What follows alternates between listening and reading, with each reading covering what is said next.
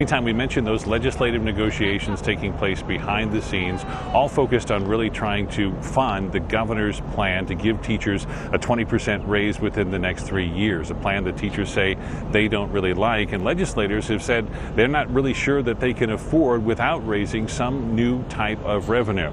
So it's a deal that teachers have already rejected. The question is, will the governor come forward with anything else? Melissa Blasey has talked to him today along with some legislative leaders.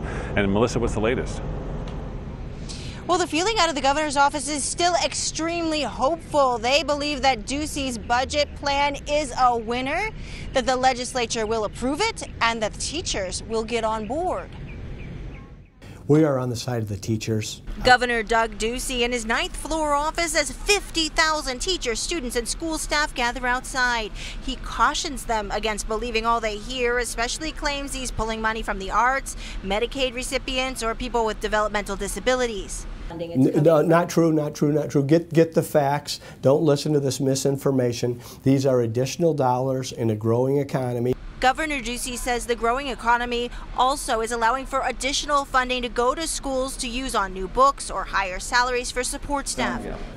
We need to fix all of that, and this budget will address all of that. So I'm talking about the 20% for teachers by 2020, but we also have the $100 million in additional assistance. That was cut during the Great Recession. We're restoring that. State Senate Republicans claim they have the votes to get the governor's proposal passed, but there's still a lot of arm twisting going on in the House, where Republicans say they haven't actually seen the budget bill yet. There's been a lot of negotiation, but nothing's come down the pike. There's some ideas being thrown around, and some support them, some do not. How close are we?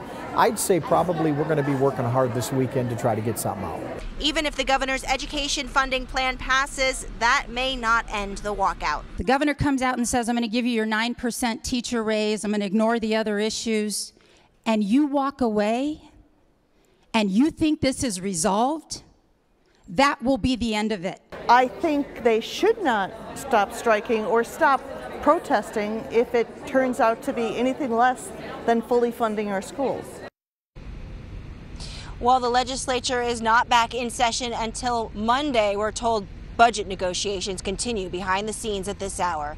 Reporting live at Capitol, Melissa Blasey, back to you, Steve.